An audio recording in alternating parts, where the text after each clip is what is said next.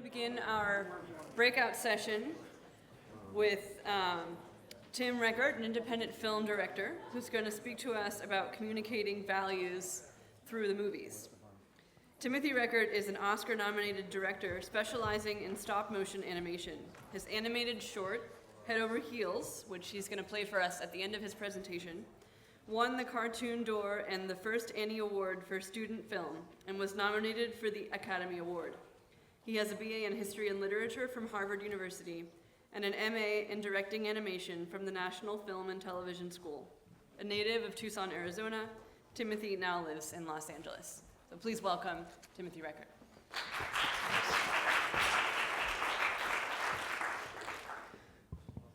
Okay, is that working? Am I coming in loud and clear? Great. So yeah, I'm going to talk about roller coasters. No, so this talk is about communicating values through movies, and the word movies is very sort of consciously chosen there because what I'm going to talk about are the films that you watch to be entertained, because that's what I'm interested in making, and I think those are the ones that have sort of this mass cultural currency. So I don't know, you can keep that in mind as I talk. But I do want to talk about roller coasters because I think roller coasters basically sum up the problem that I want to address very, very neatly, and it's also sort of a personal story of mine because I love roller coasters. To me, it's like this bit out of the Rescuers Down Under. It's like when you go over that edge, that you feel your stomach coming out, and it's just a wonderful feeling, and I love it. And whenever you love something, you want to share it, right? So I'm married to a woman named Hannah, and I've been dying to take Hannah out to a theme park, but she had a very different experience as a kid, which is sort of more akin to this, and so like refuses to go on any roller coaster that I would consider in any way fun. And I think, so here's. This is what I think sums up the problem that we've got, is that there are experiences that everyone has that are personal and that deeply affect our beliefs, but that you can't really communicate that. There's no way I can convince Hannah that it's the one on this side and not the one on that side that we're going to experience when we get on this roller coaster. And so to kind of dive into what's going on there, let's talk about Blaise Pascal. Where his philosophy is very useful in understanding how the mind works. And I also love this picture of him because he's doing like the 17th century version of Duckface here. So Blaise Pascal talks about the heart. He talks about the heart and the mind, right? So the heart has its reasons, which reason does not know. From the Pensée, and if you are a lazy reader of philosophy, then Pascal is for you because he never wrote a book. They just compiled his notes, so you can kind of pick it up and put it down, and you won't be missing anything. So the heart has its reasons, which reason does not know, and maybe he extrapolates on that a little bit more in this longer quote. So we know truth not only by reason but also by the heart, and it is in this last way that we know first principles. For the knowledge of first principles, as space, time, motion, number, is as sure as any of those things which we get from reasoning, and reason must trust these intuitions of the heart, and must base on them every argument. And you could maybe think about, sort of compare to math, where you can do proofs in math, but you have to start with certain lemmas that are just, this is true, and this is where we start from, this is where we proceed. And that's what Pascal is talking about in our experience and our understanding of the world around us, that we start from first principles that we know sort of in our gut is true, and this is what he ascribes to the heart. We might call it gut feeling, but so what he's saying basically is that just as powerful as a rational argument are these intuitions about first principles. So where do we get these intuitions from? And we get them from experience. We get them from experiencing moments. Something that happened to me. I was on a roller coaster and I almost fell out, so I'm not getting on that damn thing, Tim. No matter how much you beg me. So a useful way of thinking about experience is that we just experience life as a collection of moments strung together by stuff that we just forget. And the power of moments was really clear when I read about the creation of this game, Cranium. So check this out. The two founders decided they would engineer their game around a moment, specifically the moment when players appear smart and funny in front of family and friends. We wanted everyone to high-five their teammate at least once per game, says Tate, one of the founders. I know that's not a very scientific metric, but that's what we were going for. And I think that's so smart because that's, you're not playing the game to sort of necessarily exploit the strategies or whatever. This is a party game and it's there to facilitate a certain type of social moment. And moments can be very powerful. So, to stay with board games, my dad was an undergrad at MIT. I think in '76 he was a freshman, so we're talking freshman year at some dorm at MIT, and he played a game of Risk where he held off an attacking army of 50 with his 3 defenders and didn't lose a single man. And we heard about this every time we played Risk at home. And the crazy thing is, I would venture to say that Dad forgot, like, seriously upwards of 99% of everything he learned in the classroom at MIT, but a moment like this got repeated over and over every time we played Risk. And to sort of, same thing from a different perspective is religious conversion. We have a sort of friend of the family who was an undergrad at Harvard and was an atheist and sort of, was raised religious but became an atheist as a philosophy major at Harvard. And he heard every argument about the existence of God, but wasn't moved by them, because an argument for the existence of God can show that belief in God is reasonable, but it doesn't compel you. But so then he was swimming on the beach and got swept away in the waves and woke up later completely mysteriously, like on the beach, having gone unconscious. And that was this really powerful moment that triggered his conversion to religious faith, because he felt that he had just been part of a miracle. And it's interesting to me that at least in that guy's story, that experience was far more powerful in creating that kind of internal change than all those arguments, which he knew very well as a philosophy major. And it's the same with my dad playing the Risk game. It's not, it's the heart that really holds on to these things and that make an impact on you. So if you want to change the culture through film, then you need moments. And I think that's really the problem with the political discourse, is that you can't communicate these moments to get someone else to sort of convert to religious faith. Or, I guess I do remember my dad's Risk story, but only because I experienced that as a moment of, oh gosh, here we go again. But the point is, with these moments, they're not communicable the way a rational argument is. I guess you had to be there. That's the problem with a lot of the political debates that we have in this country, is that we're all coming to it from a different set of intuitions, so that the rational arguments don't they can't meet. And so wouldn't it be great if there were some way to manufacture moments that everyone in the nation gets to share? And this is, of course, the media and TV and film. Everyone watches it. Storytelling. The power of the media is that everyone watches it, and that as you sort of get sucked into the world of a piece of fiction, you sort of experience that vicariously as a moment. And so it's kind of this miraculous thing where through the media we can actually create moments and experiences that no one has actually had, but everyone experiences it as having them, and they can have that kind of memorable effect on you. Whatever it is, people remembering the first time when Luke Skywalker looks out and there's 2 suns setting on the horizon, and that feeling of longing to get out into space. That's a really powerful moment. Those kinds of things stick with people, and they're the closest to cultural universal experiences that I think you can get. So I want to propose fiction as a moment delivery system. Fiction delivers moments, not arguments, because fiction's domain is the heart, not reason. It's about emotions, and it can sort of shape our assumptions about the world and its boundaries and what's reasonable, what's unreasonable, and what's normal. So for example, love is, of course, an emotion that hits you like a gust of wind.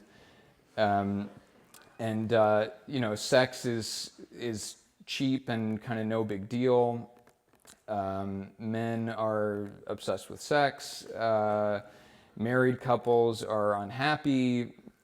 Let's see what else. These moments repeat themselves through different forms of media, and they form our sense of reality. So it doesn't become, they don't automatically become, they don't become moral precepts automatically. They're talking about is. This is what the world is like. Is not the same as should, but it ultimately, in sort of that way Pascal points out, is forms the basis for what should, for the ideas that we have about should. But what happens if you try to just kind of jump that process and you try through fiction to go directly to should and try to deliver an argument rather than simple moments through film? Here are a couple examples, I think. So here's October Baby. This was a movie from March 2012, apparently. This is a movie about a woman who sort of finds out that she survived an abortion, and she goes on a quest to kind of discover more about her past. And the film has, it kind of wears its pro-life point of view on its sleeve. And I mean, even this sort of tagline here with the little sort of infant footprints. I mean, this is an argument film, a great film with a great message. You know, the fact that this is the praise that this film gets is actually a little bit damning, I think. And here's a,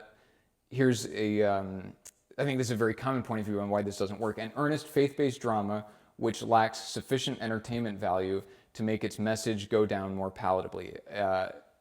So that's the Hollywood Reporter's take on why this film is like, it's okay. Which is like, it's almost like, well, if you gave them a little bit more sugar, then the medicine would go down easier. I don't actually think that's the way that this works. So here's a different example that I think is more instructive. So here's a film, The Perfect Family, sort of on the other end of the political spectrum. In this film, you've got sort of a traditional conservative family, and one of the daughters of that family is in a gay marriage, and there's sort of like this hypocrisy in the conservative family's disapproval when they have problems of their own. And so here's one review that I think is very insightful. Religion butts heads mercilessly with romance in this ironically titled dysfunctional family values dramedy. I'm sure that's how it was pitched. We'd like to make an ironically titled dysfunctional family values dramedy. But the premeditated plot points are simply too blatantly stacked against traditional matrimonial tribes in favor of idealized same-sex unions. And I think this totally hits the nail on the head, because that's the thing with fiction, is that fiction requires suspension of disbelief, and you have to submit to the premise of the fiction. So it sets up rules. A film will set up some rules and then play within those rules. So, okay, Interstellar. This film occurs in a world where there's an artificial wormhole next to Saturn, and we can travel through it to go to a different galaxy. Like, if you're going to watch the film, you have to say, okay, I submit to that premise. I'm going to enjoy the film on that basis. And okay, or this is a world where kids go to a school named Hogwarts, where they learn magic. That's the premise. It's made up, but in order to enjoy the film, you have to submit to the fiction, the premise of the fiction. But when a film has an agenda, it's asking you to submit to the framework of that agenda right up front. So this is a world where religious objections to gay marriage are hypocritical. Well, if you agree with that, you can get on board, and if you don't agree, then you can't get on board. So worst case scenario, this kind of film, a message film, worst case scenario, it's going to be delivering a straw man where they don't give the other side, their due in the debate, and they're not doing anything. They're not even making a good argument because they're just knocking down a straw man. But let's say they do give the other side its due.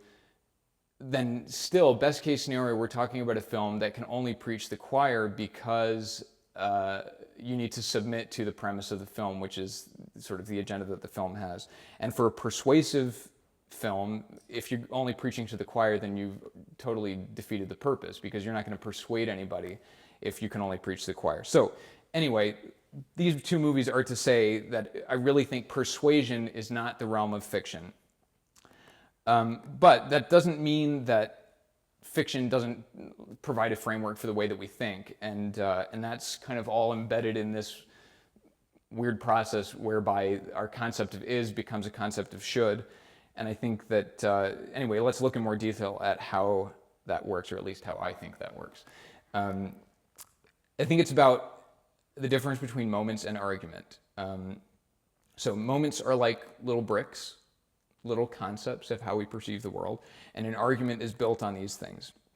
So here's an argument. We should get a divorce because our marriage is not working. Well, you know, you can build sort of a rational argument, but it's, you know, that how much we're convinced by that depends on our experiences. And do we feel like this marriage is like a sinking ship that you just have to bail from? Or do we feel like this is sort of a well-worn family car that we should try to get fixed?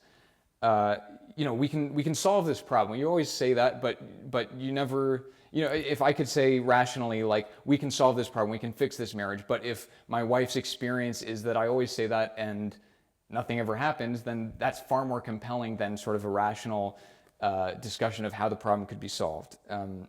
So this is where moments matter. You can make an argument ring true on a gut level, whereas an argument on its own just strikes us as plausible. That could be true, but it's not convincing. And I think the writing of Leo Tolstoy is a really excellent example of this, because, yeah, I love this. What is with these guys, you know? What a hunk.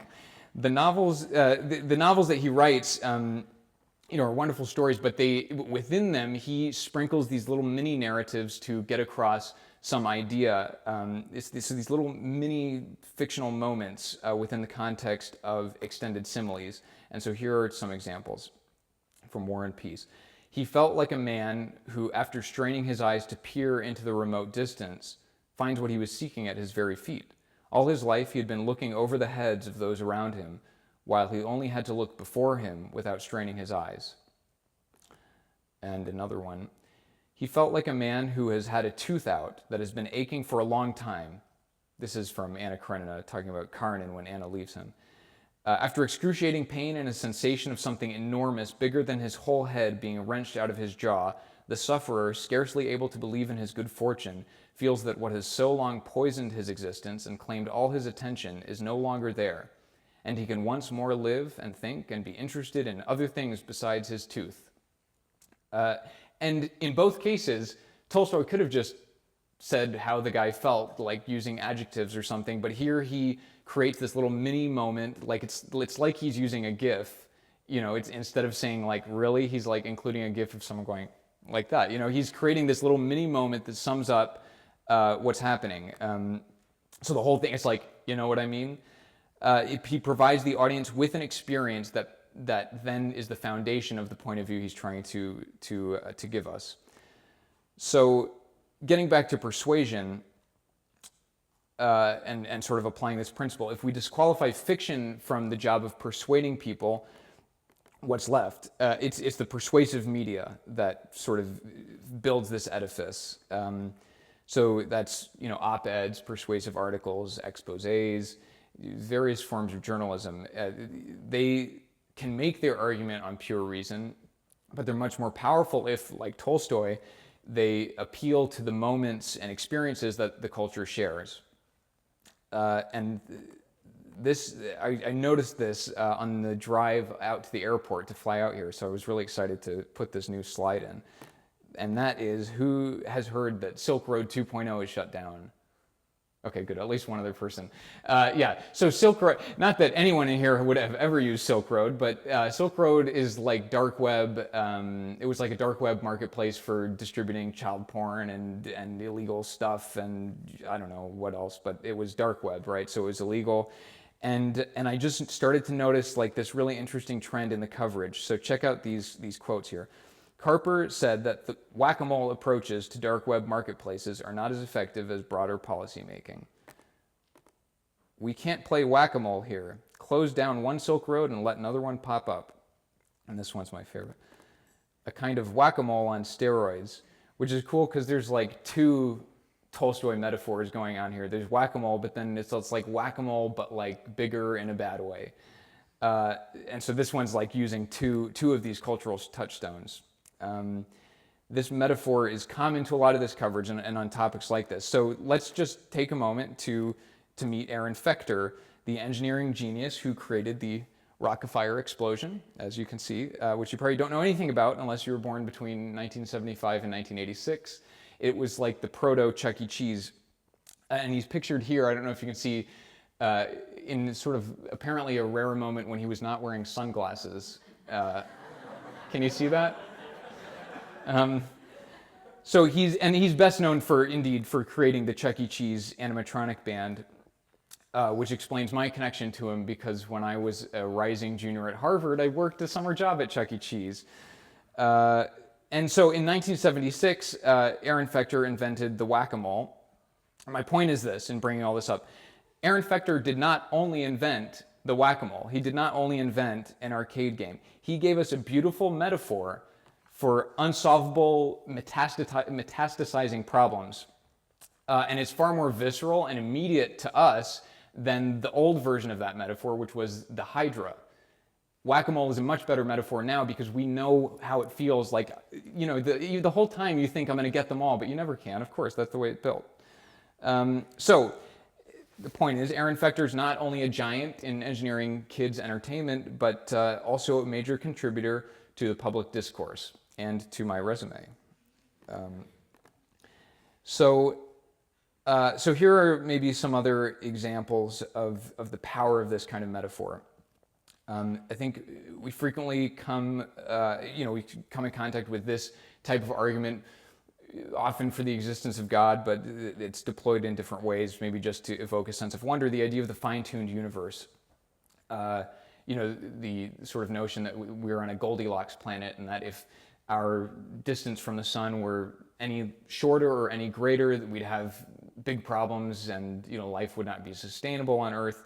The strong anthropic principle points out, like even at the sort of the level of the age of the universe, if the universe were any younger, there wouldn't be enough metallicity so that there would be rocky planets, and if it were any older, it would mean that all of the stars would have collapsed into white dwarfs. And I don't really know what any of that means, but the point is that like now is the time for life to live in the universe. So that those are kind of sort of, this is A, and here's B, the sort of the response to that, puddle thinking, which I think is such an elegant response that, well, anyway, here it is. So this is from Douglas Adams, who created The Hitchhiker's Guide to the Galaxy. He's saying in response to the idea of the fine-tuned universe, imagine a puddle waking up one morning and thinking, this is an interesting world I find myself in, an interesting hole that I find myself in. Fits me rather neatly, doesn't it? In fact, it fits me so staggeringly well, it must have been made to have me in it. And that is just so good. That's such good persuasion because it's succinct, it's visual, it's funny, and regardless of the logical nuances that Douglas Adams is like papering over in his rebuttal to the fine-tuned universe, it's so emotionally powerful that I think it's basically unassailable, because anytime anyone comes and starts talking about the fine-tuned universe, you can just start saying to yourself, I hear a puddle talking, so I think it's just such a powerful metaphor for this. And here's another example, which is probably far more well-known, the Emperor's New Clothes, right? So when Hans Christian Andersen wrote this, he was satirizing some kind of 19th century Danish political situation, which has long since been forgotten. And if that's all he were doing, this story would also have long since been forgotten. But the story is stuck with us because it's a fully realized story. We understand like the peer pressure of all the townspeople to sort of impress all their neighbors, that and to ingratiate themselves with their superiors. We also totally get the frustration of the boy who sees everyone sort of willingly submitting to this delusion. And because the story works as a story, it's proven to be very flexible and applicable to all sorts of media topics. Right. So it's right here. All I'm saying is it's satire, but more importantly, it's a story moment, and that is why. And these I just cribbed by Googling Emperor's New Clothes in Google News, it's used all the time, and you know this. Sometimes they're on extremely boring subjects like the novelty of sovereign wealth funds, but it gets the point across.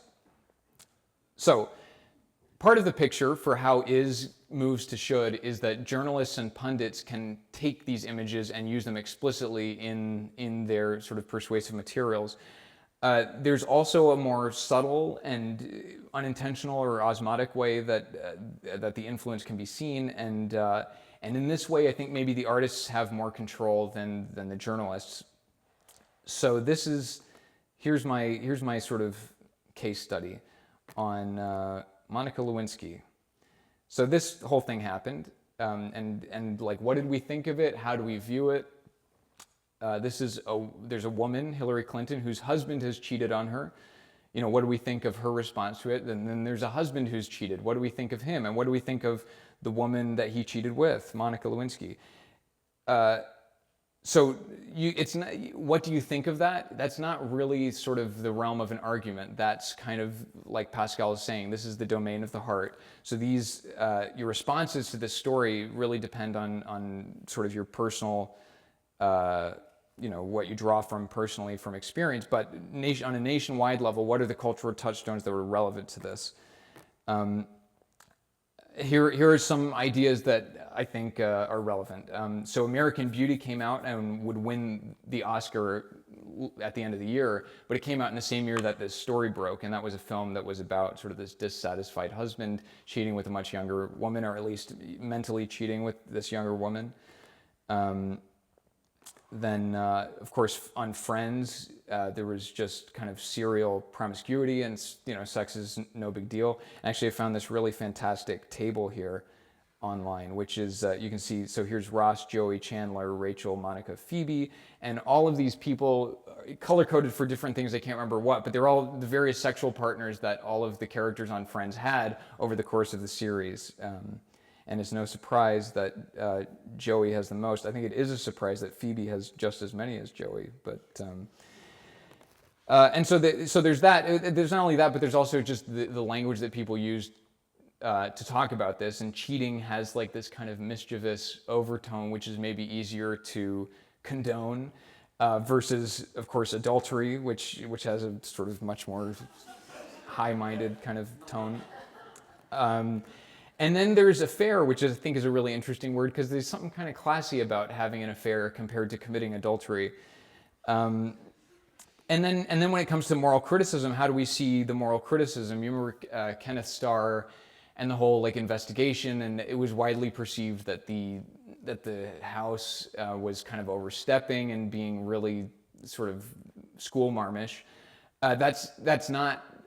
That was not inevitable, I don't think, because we do have a tradition of really sort of valuable moral criticism in this country, and this is from the McCarthy hearings. Have you no decency? That famous moment, but that wasn't the cultural touchstone. It sort of felt more like this, right? And I just think it's worth noting and kind of sad that that like a nun sort of encapsulates that when a nun could encapsulate this. And that perception has a lot to do with what us creators of fiction, with what we do. So the postmortem on the whole thing. Bill Clinton is doing fine. He's speaking at colleges. His wife was Secretary of State. So it seems we've kind of forgiven him, and we respect her for forgiving him for the way she handled it. So it was a clumsy, stupid husband making a dumb mistake, and the mature wife forgave him for it. And this was pretty easy to swallow, and I think there are two reasons why. Because it's like that's how husbands and wives are portrayed in the media. The stupid husband and the forgiving wife. And meanwhile, like what happened to Monica Lewinsky? She was totally chewed up and then spat out and totally forgotten about. And here I'm going to bring back that table, because I think this really is why, because we saw her as sort of the guest star on that episode of the Bill Clinton show, and those guest stars don't recur. They don't come back for another episode. She was just kind of there as a wrinkle in the story of Bill and Hillary. We tend not to follow the other woman. Okay, so that's like, I don't know, that I'm going out on a limb. If I really were to write this in an academic paper, I'd have to look up sort of coverage of this account that indicates that kind of thing, but this was all done pre the internet, really, so I'm not doing that, you know. But here's maybe more recent stuff that's maybe more obvious. So Modern Family, 2009, it debuted, and this is a network comedy. It's won 17 Emmys. It's got great ratings, and it's got a positive portrayal of two gay dads. And it's really funny, so watchable. Does this have anything to do with the radical and massive change in American attitudes towards gay marriage and gay parenting since 2009? I really do think so. And okay, so shifting gears a little bit, this was a show that not that many people watched, Big Love on HBO. This was a fiction show about sort of a kind of fringe Mormon family that's polygamous. So did this show lead to a massive cultural shift towards toleration of plural marriage? Well, no, but maybe it would have if it were on network instead of subscription, and if it were funny instead of dramatic and creepy.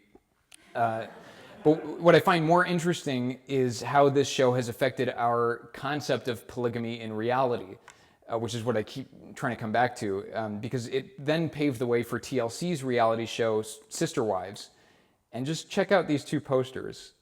So, you know, reality TV is its own brand of fiction, but you can see here how this portrayal of what's supposed to be a reality is completely inspired, and some might say ripped off, from the marketing of Big Love. You know, they're marketing reality the exact same way that Big Love marketed its fiction, right down to, and I only noticed this today, check out that vowel and check out this vowel. Like, someone should be sued here. This is like a total ripoff. I mean, you see these rings intertwined and these rings intertwined over the first vowel of the second word.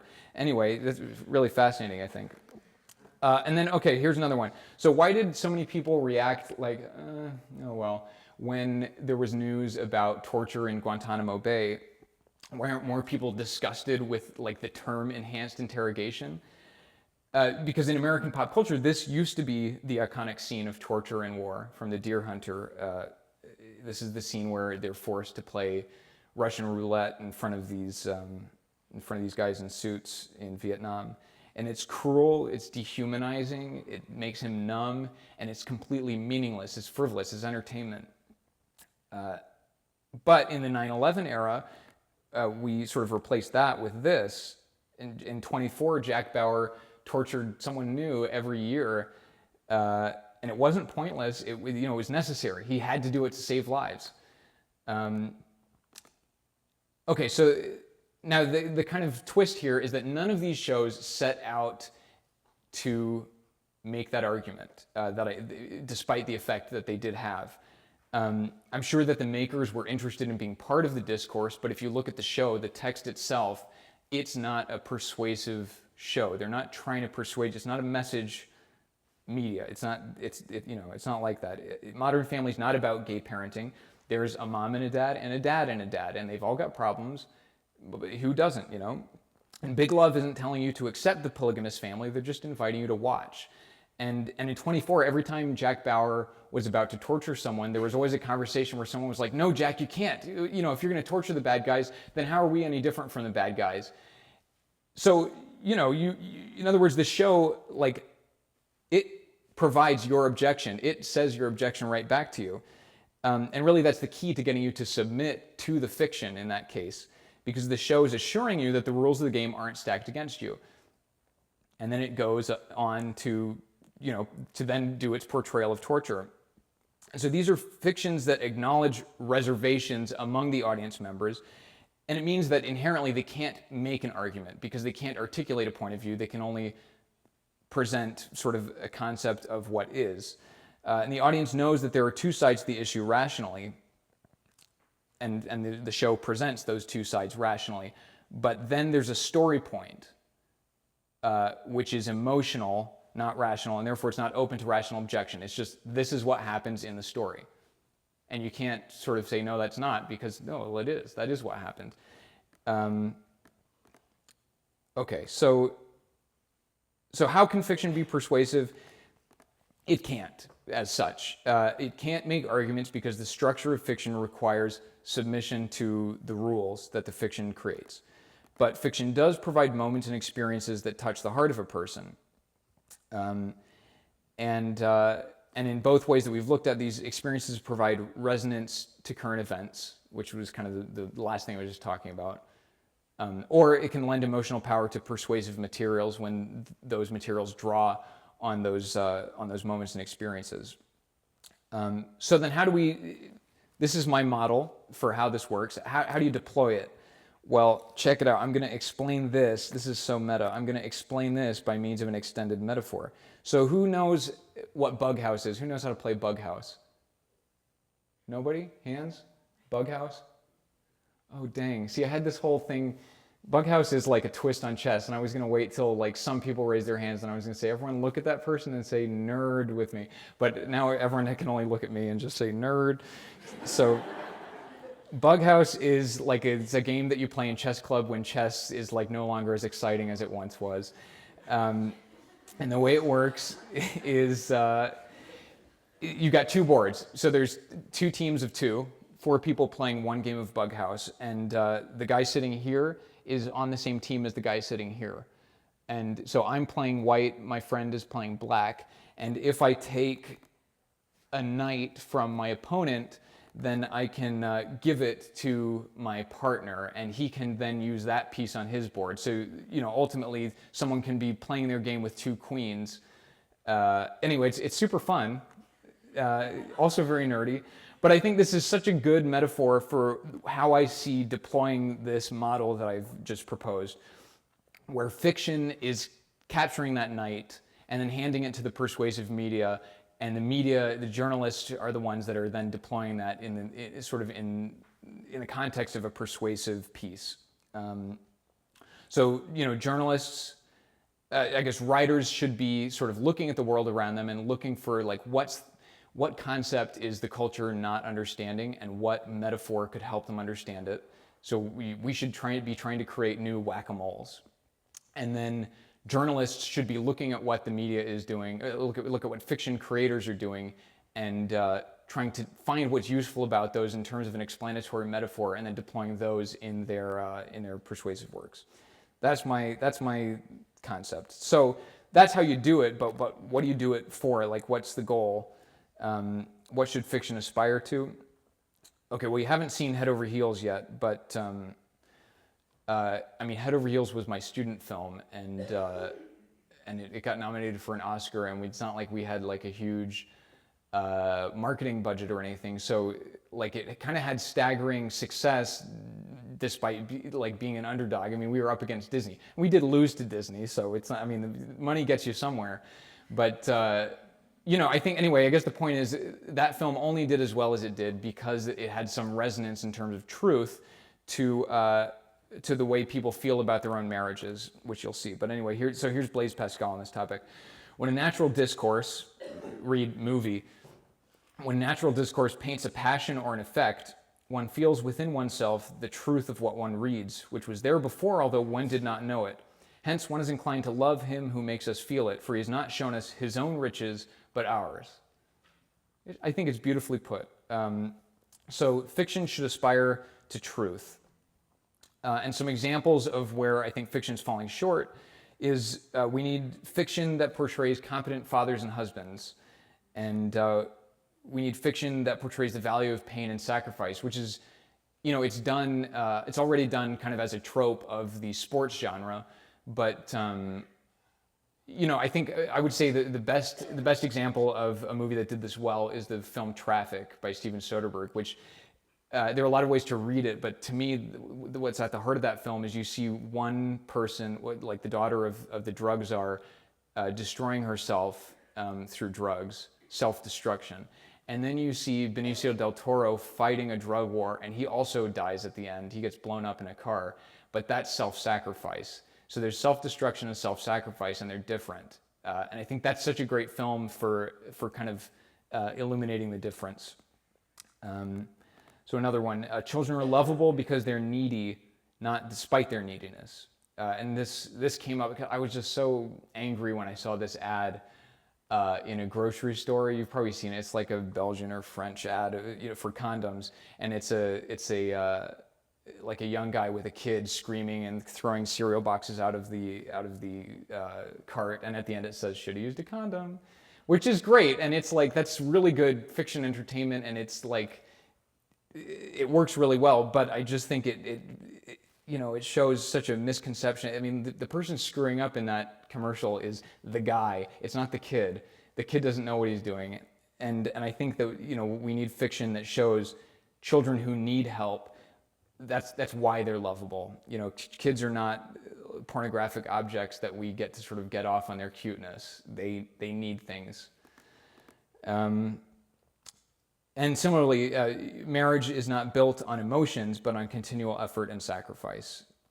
So normally you would have already seen Head Over Heels, and I'd be telegraphing to you subconsciously that that's what I was doing with Head Over Heels, but you'll see that in a sec.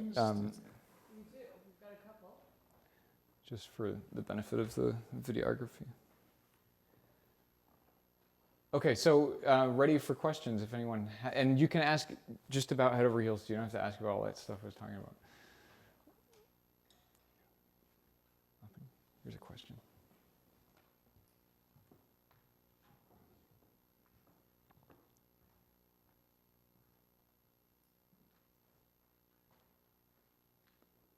Thank you very much. I found the presentation and the movie both very enjoyable. My question for you, though, deals with allegory in particular as a specific genre of fiction. How does this tie in? Because allegory is supposed to contain an element of truth and point towards something.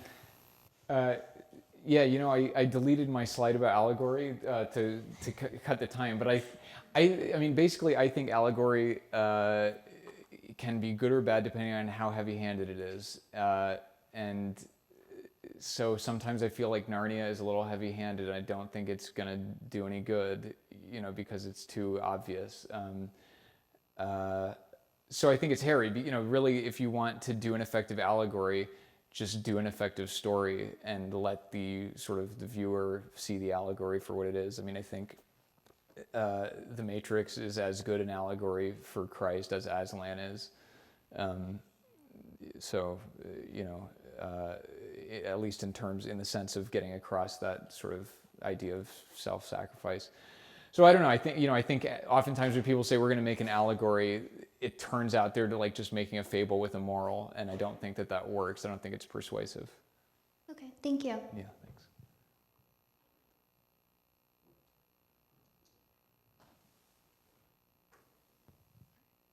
So I just had a quick question. You really hit on the fact we need more films that show the beauty of marriage, the beauty of sacrifice, and a lot of these different themes. And I'm just curious, what are your thoughts? Why don't we have more? Is it a lack of creativity? Is it a lack of funding? Or what elements are going into that? I think there are a few factors. I mean, like Twilight. Look, there is truth in Twilight's idea of love.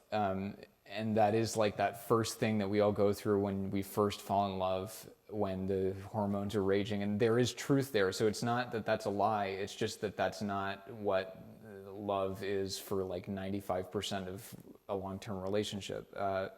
And I think the one factor is that teen girls are a huge audience, and they brought Titanic to #1 in the box office. It's played in theaters for a year. I don't know, you guys might be too young to remember that, but a whole freaking year that one movie was playing in the theaters. So there's that, and obviously, I mean, I feel like a story, even The Notebook. Okay, The Notebook purports to be about a long-term loving relationship, but it's really about a high school relationship extended over 60 years of marriage. And I think, I guess, Head Over Heels clearly found his audience because, old guys who are in the animation academy are all married, and they thought, oh, that reminds me of my marriage. And so luckily teen girls don't vote on the Academy Awards, but I don't know, it might just be something like that. Why aren't there more though? I mean, clearly I I guess it's hard to make it entertaining because the truth is not pure, like, it's not like that sweet sorrow from Romeo and Juliet. It's like, it's kind of hard work, and the trick is to find kind of a fun way to portray that, I guess, a way to make that entertaining. And that was a kind of a problem that we had to solve with Head Over Heels, which was like, how do you start this film in a way that makes people feel like, we're about to be entertained, when simultaneously what you need to say is, this is a film about a marriage that isn't working. So there was an interesting like tonal balance that we had to try to strike. And I think, finding that balance was in just kind of making the couple sort of they're basically based on my grandparents. I love to see them interact, but it's not always friendly, you know. But yeah, I think I would, bottom line is probably it's harder to make money and harder to make it entertaining.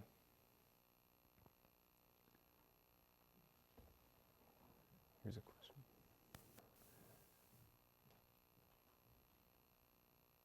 I really enjoyed the film and your presentation. And I'm just curious, in the field of ethics, there has been debates about whether we can put forward ideas about ethics through rational argumentation, the job of the philosopher, or through stories and narrative. And there was a sense that philosophical efforts ran aground in the late 20th century, and some argued that the shift needed to move to story, that's because it dealt with embodied human beings, right, rather than abstract principles. So a lot of what you were saying was reminding me of that kind of debate between moments which are part of narratives in a way, and persuasive argumentation. And I guess one of the questions I had for you is, in other words, in filmmaking or putting forward this, one is you could just be a somewhat naively intuitive person who liked this story, and maybe there were reasons of the heart that motivated you, or that your fundamental moral convictions of what you want to explain through narrative and moment construction is actually based on deeply thought through persuasive argumentation. Yes.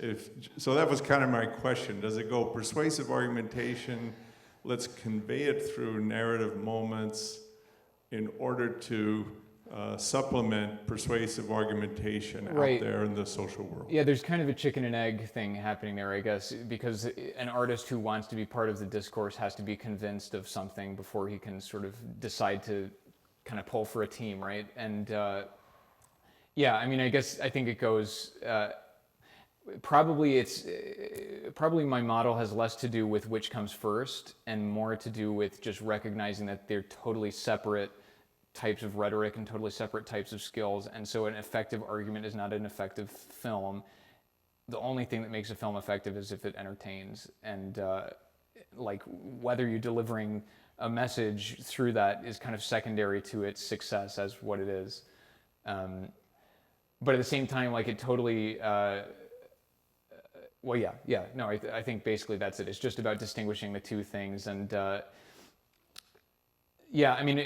what you said about films deal with embodied humans, I feel like that's why I can't watch most Kubrick films, because I feel like he made films for angels and I'm just sitting there bored and aware that like my butt is starting to hurt and like I'm sitting in a chair, you know? And so I think like if you want to see what like the bad version of philosophy turned into a movie is, watch 2001. So I just think they're totally different, you know.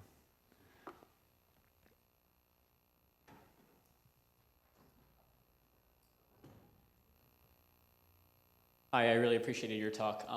And I really appreciate what you said about the importance of images in forming arguments. I've had so many arguments with friends about really important things which have been made, like you either make or break an argument based on the images you share or don't share with each other.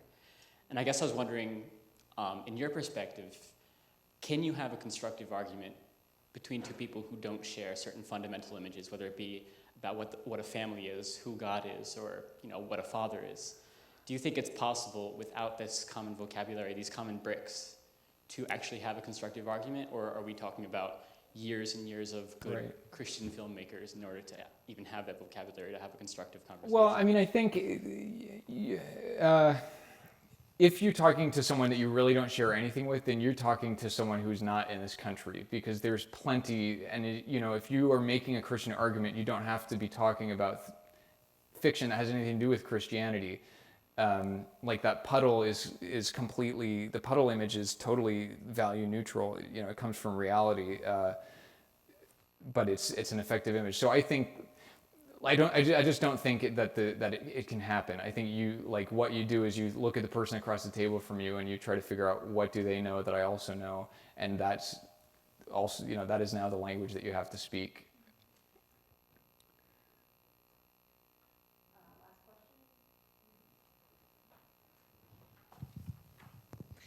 Hi there. I also loved your talk.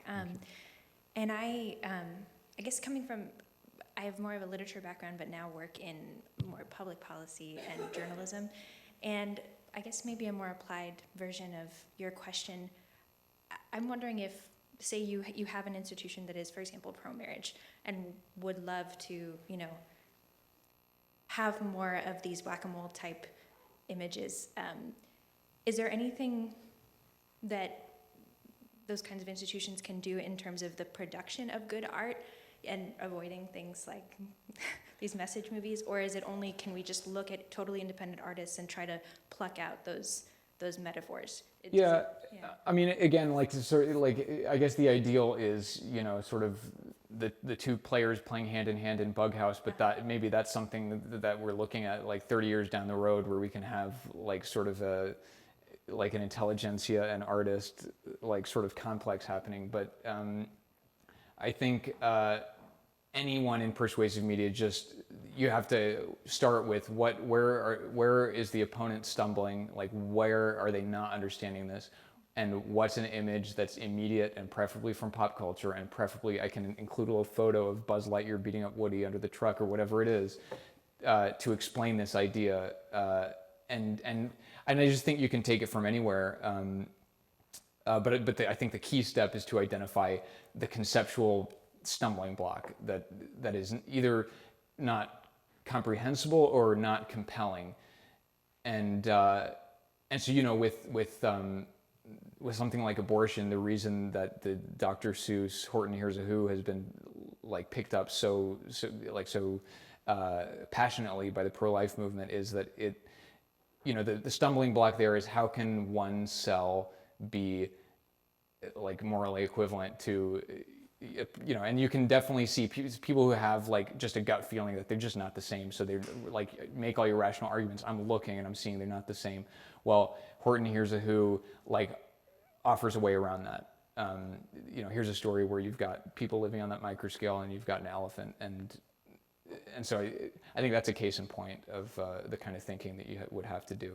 And so I think that the pro-life movement, obviously the Dr. Seuss book precedes the pro-life movement. He didn't write that for the pro-life movement, but the pro-life movement identified that as a super useful message, a super useful fiction that could get around the rational stumbling block.